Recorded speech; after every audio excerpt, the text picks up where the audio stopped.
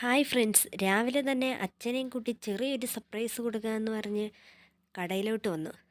കടയിലെത്തിയപ്പം വേറൊന്നുമല്ല, ഡ്രസ്സ് എടുത്ത് കൊടുക്കാമെന്ന് കരുതി 4-5 ഡ്രസ്സും വാങ്ങിച്ച് കൂട്ടി നേരെ ഞങ്ങൾ കൊല്ലത്തോട്ട് തിരിക്കുകയാണ്.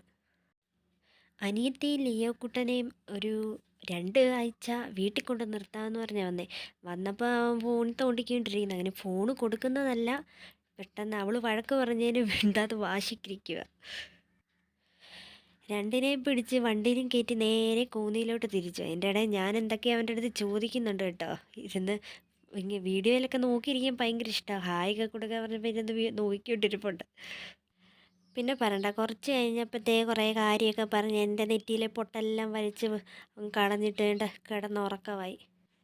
പിറ്റേ ദിവസം രാവിലത്തെ അംഗത്തിന് ഇറങ്ങിയിട്ടുണ്ട്. രാവിലത്തെ അംഗമാണേ. രാവിലത്തെ ബ്രേക്ക്ഫാസ്റ്റ് അപ്പം